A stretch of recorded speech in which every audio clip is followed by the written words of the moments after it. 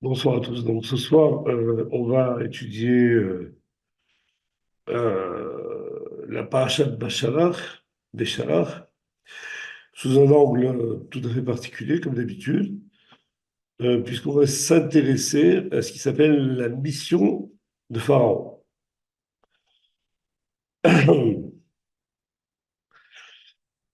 La parasha démarre ainsi. Elle dit lorsque Pharaon a renvoyé le peuple, hein, du peuple d'Israël évidemment, Béchalach Paro et Aram, Et là, sur ça, le début de la paracha, il y a des questions qui se posent. Et la question première vient du Or HaChaim. Or HaChaim, c'est un très grand commentateur qui nous dit qu'il ne comprend pas. Pourquoi est-ce au nom de Pharaon qu'est associé l'événement de la sortie d'Égypte et non pas au maître des actions, Hachem, car c'est bien lui qui nous a fait sortir d'Égypte. Et donc, c'est une question qu'on peut se poser effectivement. On sait très bien que c'est Akadosh Baruch Hu qui a fait sortir d'Égypte. Lui-même nous le dit un peu plus loin dans les versets que c'est pas moi et pas un envoyé qui fait sortir les enfants d'Égypte. Alors là, cette paracha commence mais Shalach Paro. C'est Paro qui a envoyé les Égyptiens, le peuple d'Israël. Le Midrash lui-même, bien avant cela, s'est posé la question. Est-ce Paro qui les a fait sortir d'Égypte? N'est-il pas écrit que Bilam lui-même a annoncé le Tout-Puissant les a fait sortir d'Égypte? Donc, en réalité, tout le monde est au courant que c'est Kadosh Baruch Hu, Dieu lui-même qui a fait sortir les enfants d'Israël d'Égypte, donc pas Paro. Et donc, je pose la question, pourquoi est-ce que là, Paracha commence ainsi, en disant que c'est Pharaon qui a fait sortir, ou qui a renvoyé en tout cas, les enfants d'Israël d'Égypte? Et le commentateur, le Haïm et le Midrash amènent des réponses. Pour le Haïm, c'est en réalité ce qui s'appelle le Erev Rav que Pharaon a envoyé. Ça veut dire quoi? Ça veut dire que on a appris que parmi ceux qui sont sortis d'Égypte, il y a le peuple hébreu et également une grande partie du peuple égyptien qui est parti avec eux. Cette grande partie du peuple égyptien s'appelle le Erev Rav, c'est-à-dire un mélange. Ils se sont en quelque sorte, eux, mélangés avec les Israël. Et dans quel but il avait fait ça? Selon le Harim toujours, dans le but de se mêler aux Hébreux afin de les convaincre à un moment ou à un autre de revenir en Égypte. Donc, sous sa domination à lui, Pharaon. Ça, c'est la raison que donne le Midrash, que donne pendant le Harim. Pour le Midrash, le Béchala Paro décrit en fait un pharaon qui a très peur, qui craint pour sa vie, puisque lui-même est un premier-né et qu'il risque de mourir comme les autres premiers-nés, de la plaie des premiers-nés. Et donc, lui-même va accompagner les Hébreux en les implorant. Priez pour moi, demandez à ce qu'on m'accorde la miséricorde. Ça, c'est dans le Midrash. Donc, on a ces deux réponses là qui sont données. Elles sont un petit peu contradictoires. Est-ce que Pharaon, lui, voulait faire revenir les Hébreux ou est-ce que lui-même voulait accompagner les Hébreux pour ne pas mourir? Mais ça n'a pas beaucoup d'importance. Mais nous, on va regarder les choses de manière un peu différente, comme d'habitude, en nous appuyant sur l'intériorité donc de la Torah et sur le fait que... Ah non, pardon, excusez-moi, avant d'entrer dans la réponse, il y a d'autres questions qui se posent. Et une des questions qui se pose, c'est de savoir pour quelle raison comme va le dire le passage que je vais citer là, il fallait l'accord de Pharaon pour que les Hébreux puissent quitter l'Égypte. En effet, Hachem annonce à Moshe, j'ai vu les souffrances de mon peuple et j'ai entendu ses plaintes. C'est pourquoi je suis descendu pour les sauver de la main de l'Égypte. Donc l'objectif de Dieu, c'est de sauver les Hébreux de la main de l'Égypte. Et pourtant, il annonce à Moshe aussi, en lui disant, va chez Pharaon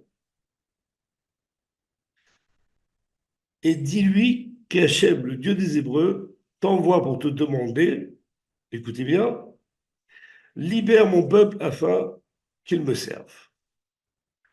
Donc en réalité, d'un côté, on a Hachem qui veut libérer les Hébreux, mais qui est soumis à quoi? À la volonté de Pharaon, puisqu'il lui demande directement, libère mon peuple. C'est Dieu qui veut libérer le peuple d'Égypte, mais en fait, il va demander à Pharaon de le libérer lui.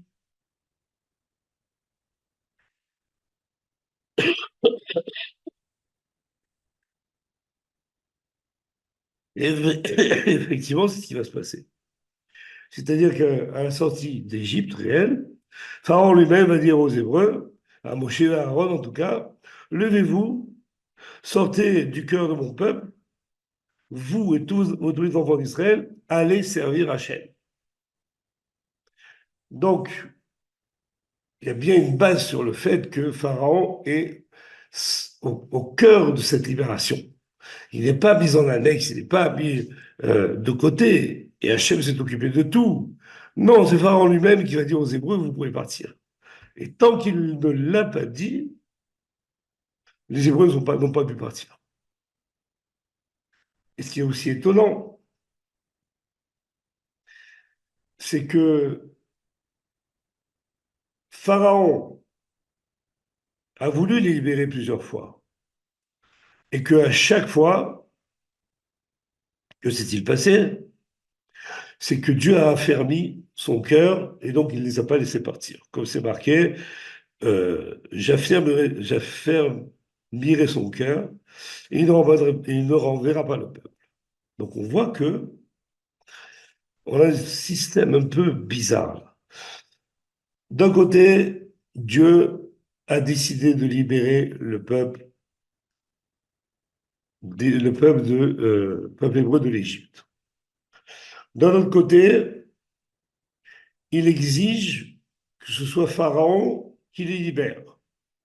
Et tant que Pharaon n'a pas décidé de les libérer, les Hébreux restent en Égypte. Et troisième point, Dieu lui-même va fermer le cœur de Pharaon quand celui-ci voudra les libérer. Donc il y a dans cette attitude d'Akadosh Baruch Hu, d'Hachem, quelque chose un peu bizarre, mais on va essayer de comprendre. Mais c'est surtout, ce qui nous s'intéresse surtout, c'est ce rôle même de Pharaon là, dans cette libération.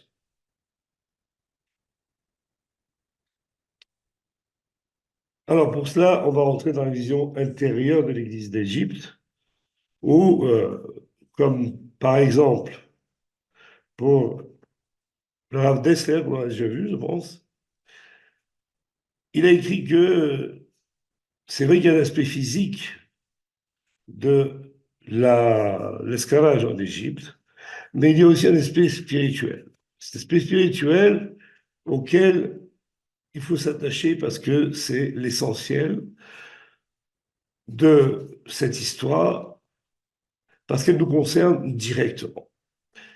En effet, il affirme que le sujet véritable de l'exil d'Égypte, selon le Rav Dessler, c'est l'exil de l'âme. Et il précise, cet exil et, disons, consiste dans la domination que l'Yetzirah exerce sur elle.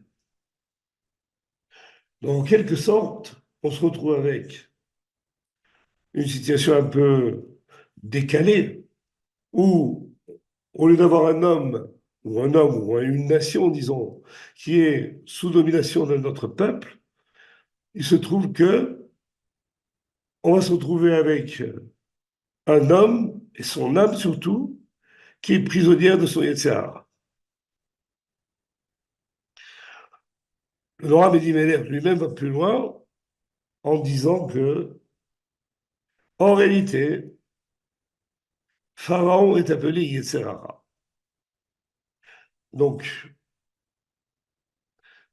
on se retrouve ici avec ce décalage donc de la matérialité à la spiritualité, non pas avec Pharaon, duquel on exige qu'il libère lui-même les Hébreux, mais avec ce qui s'appelle un Yetzirah, duquel on exige qu'il libère la Neshama de l'homme. Si pour décaler le tout comme ça.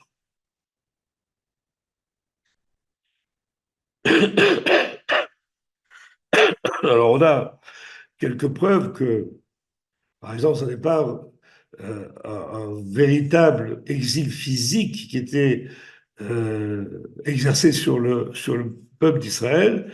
Dans un midrash, il nous dit simplement, lorsque le texte dit Hachem t'a délivré d'une maison d'esclaves de la main de Pharaon, le roi d'Égypte. Comme si l'Israël, qui était en Égypte, les Hébreux, étaient sous la main de Pharaon, du roi d'Égypte. Et de là déduit le Midrash que les Hébreux n'étaient pas esclaves d'esclaves, comme on en a gardé l'image, les images d'Épinal, de la Haggadah, tout ça, mais qu'ils étaient en réalité les esclaves de rois. Le roi, c'est-à-dire du roi lui-même, de celui qui a les pouvoirs, c'est-à-dire de Pharaon, comme les ministres de Pharaon. Donc ça fait que cet esclavage ressemble, selon Rav d'Esther, à l'esclavage de l'âme dominée par le Yetzirah. Et on a une affirmation de nos sages qui nous dit comme ça que jamais un esclave ou une servante n'a réussi à sortir libre d'Égypte. Bon, c'est possible, ça peut exister. Il y a rien de... Si le pays est très très bien gardé, effectivement, on peut pas le quitter. Ça, c'est au niveau matériel. Mais au niveau spirituel, en réalité, ça signifie que l'âme elle-même, ou l'homme elle-même, on dirait ça, la nature même de l'homme, ne peut pas se libérer de l'emprise de son Yetzirah, de son mauvais penchant. Elle ne peut pas s'en libérer. C'est un peu cela qui est dit dans jamais un esclave ou une esclave n'a pu se libérer du pays d'Égypte. Alors, cette domination du Yetzirah est en fait tout à fait logique. L'homme est dominé par son Yetzirah, excusez-moi, parce que celui-ci ne recherche que son bonheur et son plaisir et sa satisfaction. En effet, tout ce que l'homme a envie de faire, qui va lui donner du plaisir, a été commandé par le Yetzirah. Sarah dit, il faut que tu fasses ceci, il faut que tu fasses cela, il faut que tu fasses cela. On a l'impression d'être libre, mais on a vu dans la parche de Beau qu'il n'y a pas beaucoup de liberté chez nous. Pas beaucoup. Et donc,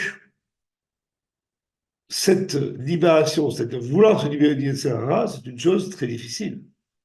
Parce que si l'homme voulait se libérer du Yetzirah, ça voudrait dire qu'il veut se libérer de l'accession au plaisir, l'accession à la satisfaction. Or, ça, c'est impossible. Un homme ne peut pas vivre s'il n'a pas de satisfaction, où qu'il soit, quoi qu'il fasse.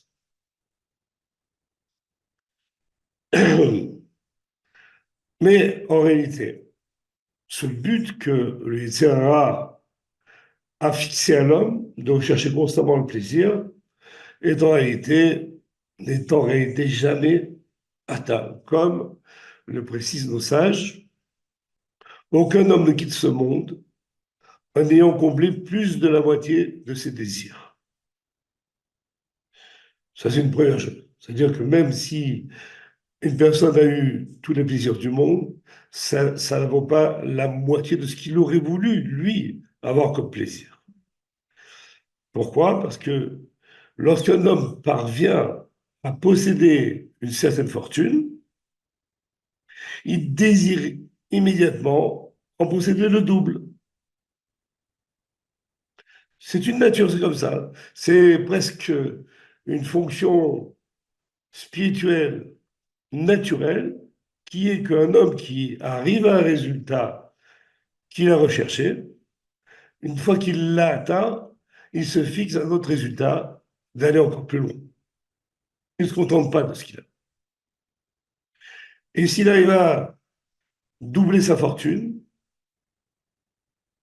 on voit très bien dans le monde que des gens courent après la fortune, même s'ils sont archi-milliardaires, et que même le doublement de cette fortune ne leur servira strictement à rien.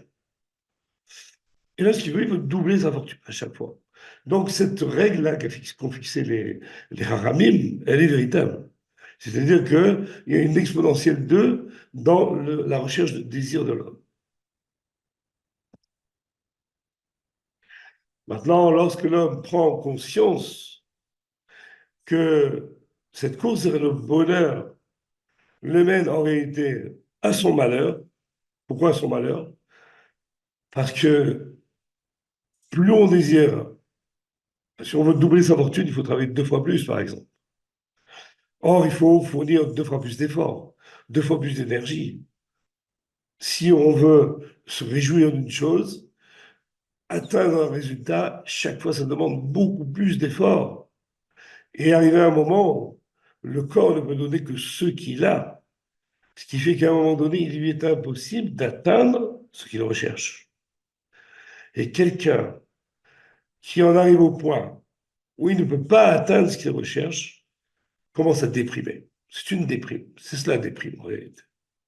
La déprime d'un homme, c'est le fait que cette personne-là a atteint, ou plutôt s'est rendu compte qu'il ne peut pas atteindre le plaisir qu'il cherche. Ça s'appelle la déprime. Donc, qui l'a amené à cette déprime? Nécessairement, on est obligé de dire que c'est le Yetzirah lui-même qui l'a amené là-bas.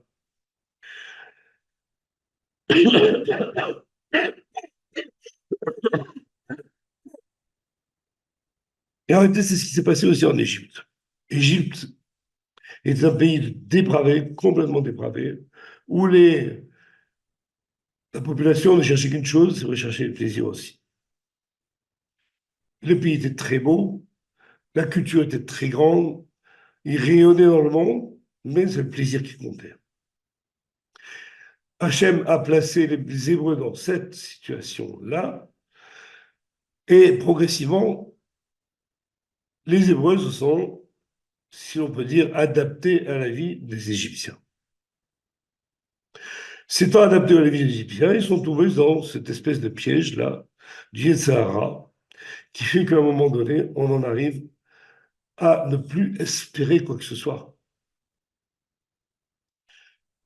Et parmi tous ces Hébreux-là, une certaine partie, on va inutile de dire combien, a décidé de revenir vers la voie de leurs ancêtres. C'est-à-dire Abraham, Isaac, Yaakov et toutes les tribus, les chefs des tribus qu'il y avait avant, qui étaient des gens parfaits, absolument parfaits, qui étaient en relation avec Dieu, qui faisaient la volonté d'Hachem, et donc qui avaient une plénitude qu'eux avaient totalement perdue, puisqu'ils étaient arrivés en fait à un niveau de déprime totale. Et donc ceux-là se sont mis, euh, et ça c'est prouvé par, disons, le Zohar, qui décrit ainsi Israël au milieu des Égyptiens. Il dit, il est évident qu'Israël, en Égypte, s'était rendu impur et s'était avilé par toutes sortes de souillures jusqu'à être écrasé par toutes les forces d'impureté. On parle des Hébreux en Égypte. Et donc, face à cette situation, avilissantes, ils ont pris conscience, certains d'entre eux ont pris conscience, ont voulu revenir vers la voie de leurs ancêtres et ont commencé à faire des efforts pour y arriver. Et malheureusement, ils n'ont pas réussi. Et tous ces efforts-là qu'ils ont essayé de faire les a amenés à une autre forme de dépression, c'est que, ou de découragement, on va dire plutôt, c'est qu'ils se disent non, voilà, on a été coupé de Dieu à cause de nos actes, et on ne pourra plus jamais y retourner. Alors qu'est-ce qu'on va faire quand c'est comme ça? On va commencer à prier Dieu directement. Et donc c'est là qu'ils se sont mis à crier. Sarako et Hachem, ils ont crié vers Hachem, et leur plainte monta, et Hachem entendit leur cri.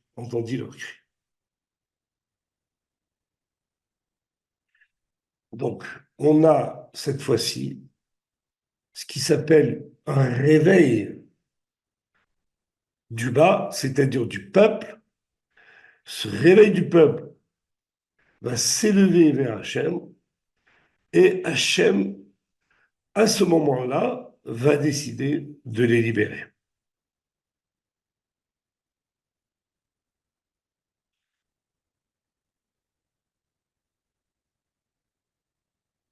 Dans la question qui se pose, ok, les Bnei Israël veulent sortir d'Égypte. Ils veulent servir Hachem. Mais notre question de départ, elle est toujours là. C'est-à-dire pourquoi Pharaon devait décider, lui, de les renvoyer. Et non pas Hachem. Hachem aurait pu décider, ils vont partir à telle date, telle heure, etc. On n'en parle plus. Non, Hachem a dit, il faut attendre que Pharaon veuille les libérer. Et c'est lui qui va prendre la décision. On a dit que Pharaon, là, c'est le Yetzirah. Donc ça veut dire que maintenant, on a Yetzirah qui, lui, va décider à quel moment l'âme sera libérée ou à quel moment les Hébreux seront libérés.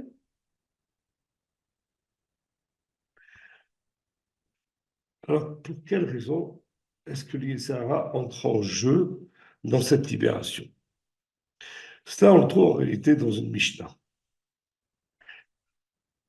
Nous lisons tous les jours le Kiryat Shema en disant tu aimeras l'Éternel de tout ton cœur.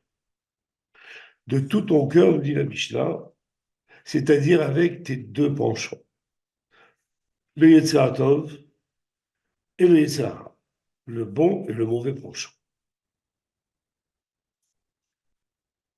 Ça signifie que si on veut réaliser un service parfait vis-à-vis d'Hachem, on a besoin de nos deux penchants, le bon et le mauvais. Ce qu'il nous reste à comprendre maintenant, c'est comment le penchant au mal peut aider un homme à faire du bien, à faire le bien.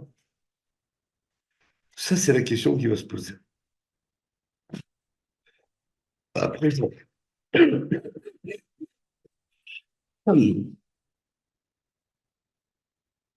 En réalité, la réponse est que le Yetzirah, le mauvais penchant de l'homme, c'est son moteur.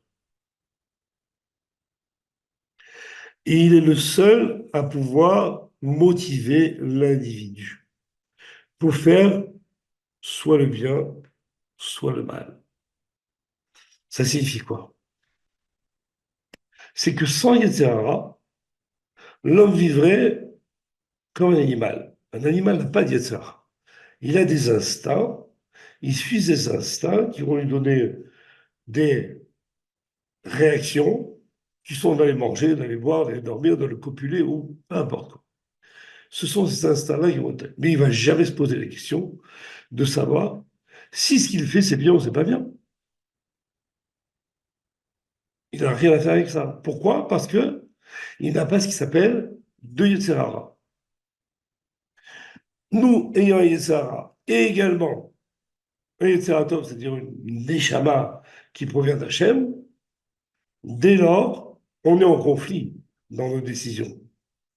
On peut aller soit suivre ce que nous dit le Sahara, c'est malheureusement ce qu'on fait communément, soit écouter ce que nous dit Hachem quand on est dans la Torah et qu'on veut suivre les mitzvot, par exemple.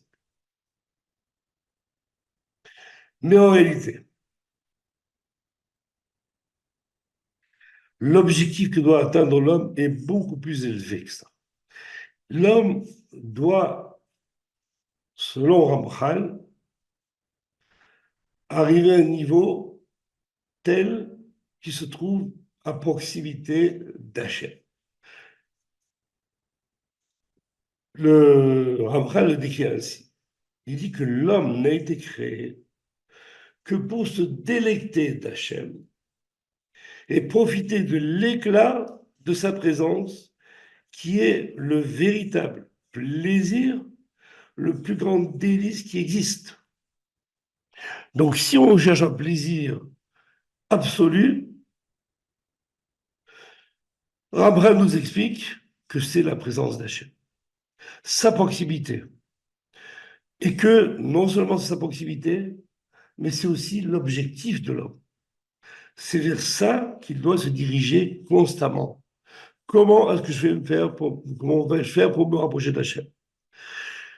Il va être gêné toute sa vie par les plaisirs éphémères, parce que ceux-là, ils sont à proximité, on peut les attraper tout de suite. Le plaisir de la délectation de la présence d'Hachem demande des efforts extrêmement grands. Et si on ne désire pas y arriver, on ne peut pas y arriver. Et pour que l'homme puisse arriver à cela,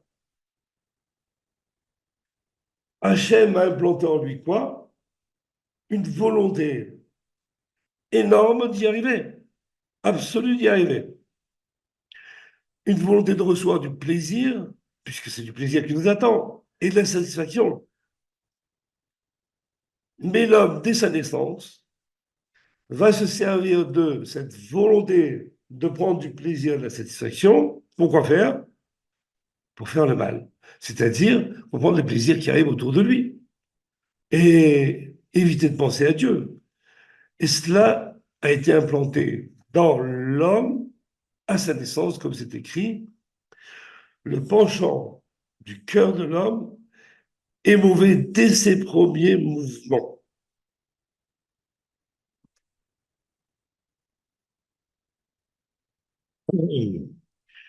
Donc ici, on a réussi à déterminer le parcours de l'homme, en réalité, puisque l'homme démarre, si on peut employer ce mot, commence sa vie avec une volonté de faire le mal et qu'il doit la terminer avec une volonté absolue de faire le bien pour pouvoir se rapprocher de la chair, donc ça nous donne le parcours total que l'homme doit parcourir.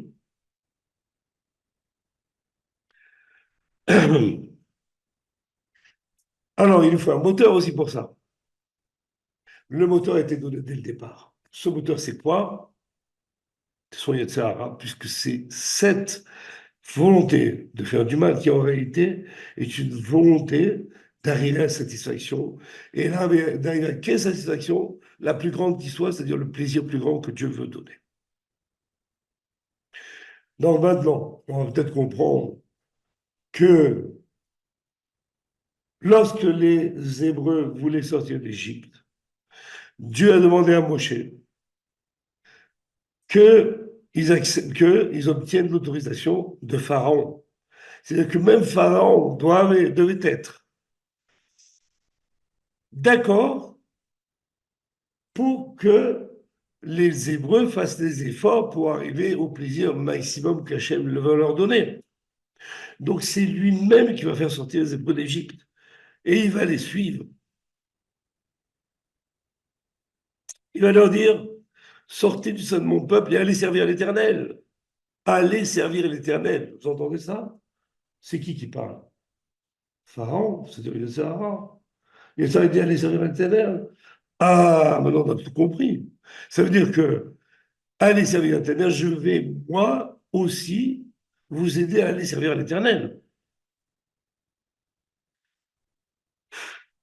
Parce que servir l'Éternel, c'est la plus grande des choses, comme dit euh, David Ameller dans les Télim. Le bonheur pour moi, c'est d'être auprès d'Hachem. Donc,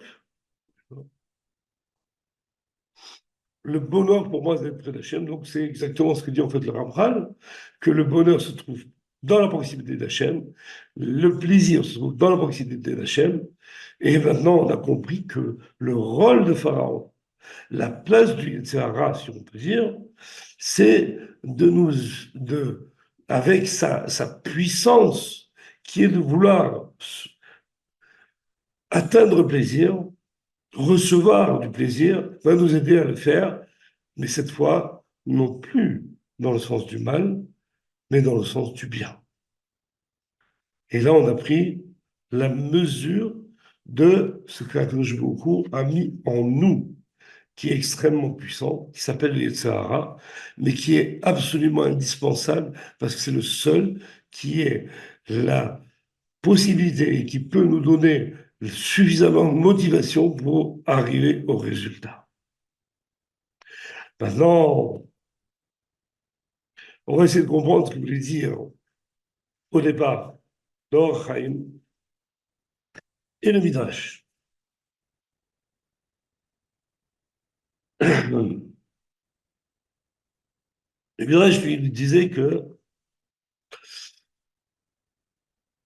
Pharaon a renvoyé le peuple parce qu'il avait peur de mourir.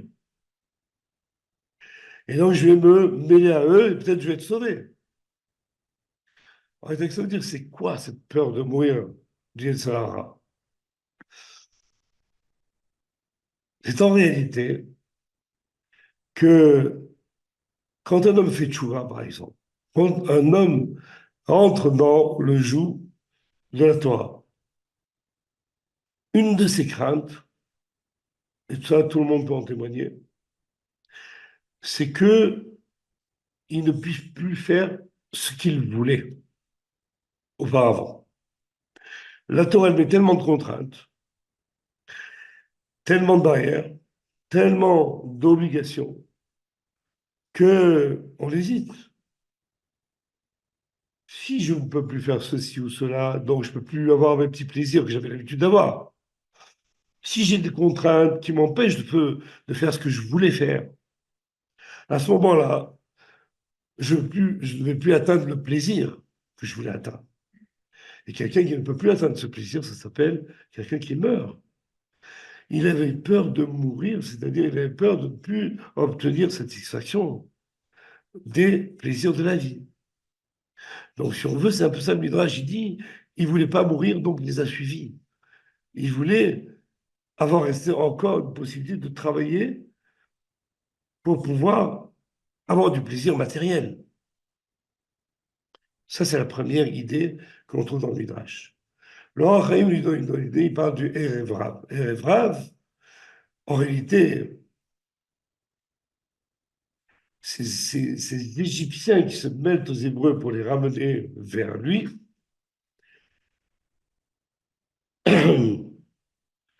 c'est en quelque sorte les qualités que l'on a nous-mêmes en nous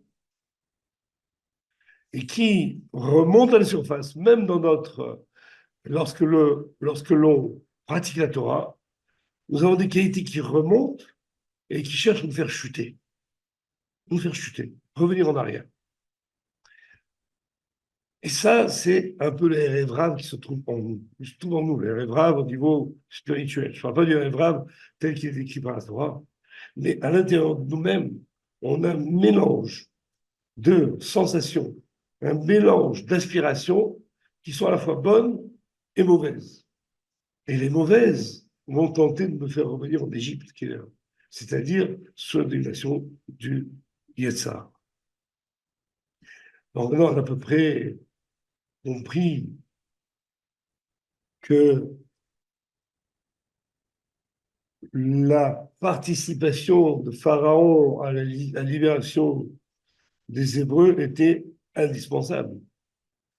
Lui-même doit participer à ce qui s'appelle le service divin pour nous faire arriver jusqu'en haut.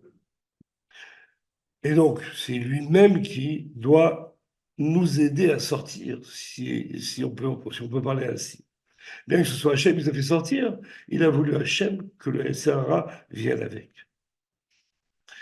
Et maintenant, on peut comprendre une chose qui est écrite dans la Haggadah, mais qu'en réalité, on lit chaque année sans vraiment jamais la comprendre.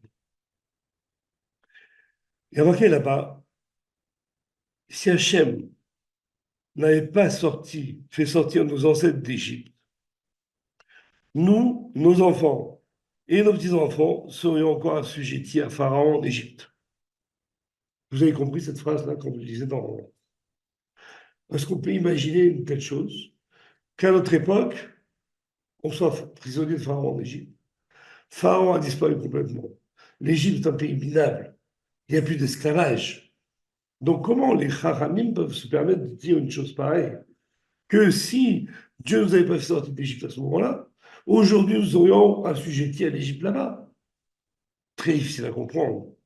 Mais au niveau spirituel, ça devient très simple. Ça veut dire que si Dieu n'avait pas agi pour nous faire sortir du joug du Yetzirah, lui-même l'a fait pour nous. C'est-à-dire que si lui ne l'avait pas fait, nous n'aurions pas pu en sortir comme on l'a vu. Donc, s'il nous avait pas fait sortir de là, nous serions assujettis au Yetzirah, comme sont assujettis au Yetzirah les nations qui n'ont pas la Torah. Une nation qui n'a pas la Torah ne peut pas se dégager dans le plus Yetzirah. Or, Hachem, en nous en sortir, nous a permis de recevoir la Torah, et grâce à la Torah, elle nous a permis de nous libérer de ce joug. Et donc là, nous avons fait un petit peu le tour de ce que voulait nous apprendre Akadosh Baruch Hu, Dieu, Hachem, en exigeant que ce soit Pharaon qui nous fasse sortir d'Égypte. C'est-à-dire que Pharaon participe totalement à la sortie d'Égypte et surtout, il va participer même à l'accès à l'objectif qui est de recevoir tout le bien qu'Hachem veut nous donner. Voilà les enfants, j'espère que ça a été assez clair. Et si vous avez des questions à poser, évidemment, je suis preneur.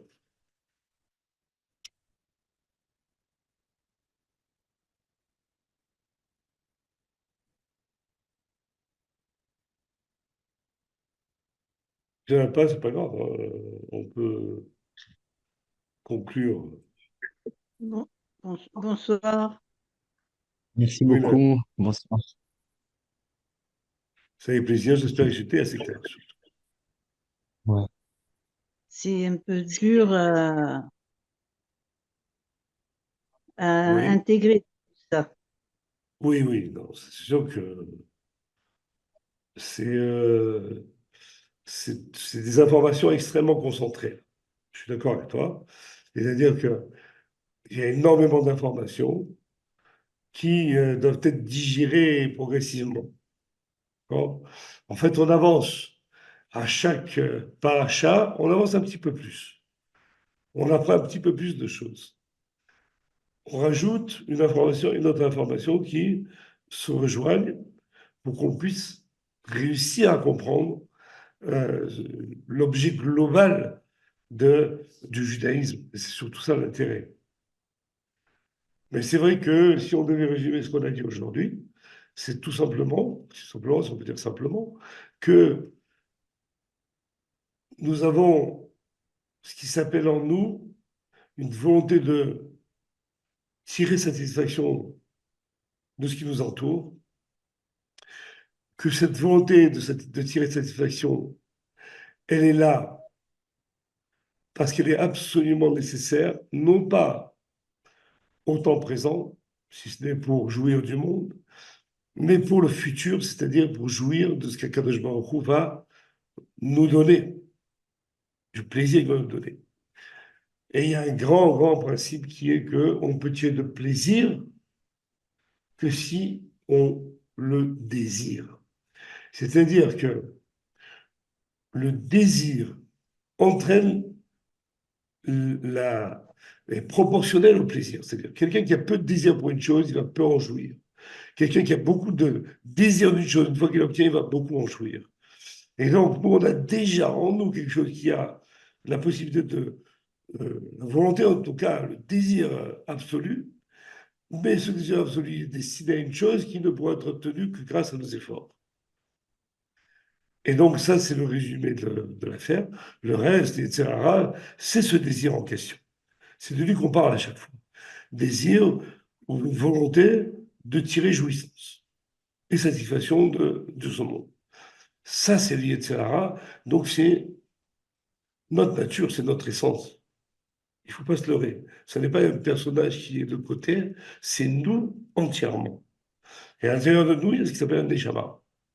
Cette neshama-là, elle va nous aider à nous relier à Kadosh Baruch Hu, donc pour atteindre l'objectif final. Mais donc, c'est cette lutte qui peut être menée grâce à la Torah, qui nous permet d'arriver jusqu'au, qui sait à Kavod, on dit, jusqu'au trône du vin. Un petit résumé comme ça. Merci. Voilà. Mais je suis étonnée de ce que tu dis par rapport à ce qu'on est déjà, comment dirais-je, le Yetzirara est en nous dès la naissance. Non, ça c'est un passouk, hein, c'est pas moi qui l'ai dit. Non, non, non, je sais bien que tu dis ça Non, par non, rapport à... non, je veux dire, c'est un verset de Bereshit. Yetzer lev adam ra mineorav. Le penchant du cœur de l'homme est mauvais depuis sa naissance. Et si on veut Ah, en voir la d'accord. preuve, si on veut en voir la preuve, on n'a qu'à voir les enfants jouer entre eux. Regardez comme Ah ils sont ouais, c'est vrai. gentils. Il Ils sont s'arrache les tous, cheveux. voilà. Imaginez vos enfants, un bébé par exemple. Qu'est-ce qu'il veut un bébé? Dès il a besoin de quelque chose, il va se mettre à crier comme un fou. D'accord? Imaginez, au lieu de naître bébé, c'est-à-dire avec 50 centimètres de hauteur, il naît avec la taille d'un Adam Arishon, ou d'un homme normal même. Ça serait totalement insupportable. Dès qu'il a un désir, il lui faut tout de suite, il faut qu'on le réalise. Immédiatement. Regardez les adolescents. Ils veulent tout maintenant. Il ne faut pas leur promettre dans 3 mois ou 6 mois. Je veux maintenant. Ils Ouais. passent devant un gâteau, ils le veulent tout de suite. Je ne le veux pas demain. Nous aussi, d'ailleurs. Nous On est aussi tous comme d'ailleurs. ça. Ouais. Et donc, Voilà, merci beaucoup. cette stature, elle est à nous, elle est comme ça. Ça paraît curieux, mais c'est vrai. Non, Les réactions des enfants, ouais, ouais. Je ouais, me ouais. rappelle, j'étais dans la rue avec une amie et son petit garçon de 5 ans voulait un gâteau. Mais il a fait une colère, ce garçon. Une colère, il s'est jeté par terre. Et la mère, je sais pas pourquoi elle voulait pas, enfin, je sais plus exactement de quoi il s'est. Mais Ouais. j'ai dit quand même. Comme tu dis, c'est le Serrara qui Absolument, joue absolument. déjà Il est là depuis très depuis la jeune. naissance. Depuis la naissance, il y a pas de problème. C'est notre essence, Ça, c'est honnêtement, une c'est notre essence. révélation. Ah ben voilà, c'est une belle Ouais, révélation. c'est une révélation pour moi, tu vois. Oui, oui, je te crois, j'ai compris. Je- Ok. Alors, voilà, je merci souhaite beaucoup. une bonne fin de soirée à tous. Et bien sûr, tout ça est dédié à l'élévation de cette liste-là qui n'arrête pas de s'allonger, de nos soldats, De nos soldats, bien sûr de Ram. Et on peut prier Dieu, Hachem les évidemment, protège. qu'Hachem les protège. Ouais, Et c'est aussi dédié à la guérison de tous les malades, tous ces malades qui sont touchés. Et enfin, c'est blessé. à la libération de ceux qui sont dans ces grosses souffrances de, Les du otages. kidnapping, ouais, de l'otage. Exactement. Voilà. Amen. À très bientôt. Au À très revoir. bientôt. Voilà. À très bientôt, les Israéliens. Je serai parmi Très vous bien. dans peu. Shabbat. À très Ouais, bientôt. très bientôt. À très bientôt. Shabbat shalom. Non, pas Shabbat À, shalom encore. à très tout de suite, à presque tout de suite, Gad. Hein? Ouais, très, très, très bientôt. Allez, j'ai pas eu Bezrat beaucoup Hashem. de temps de À m'occuper bientôt. de vous.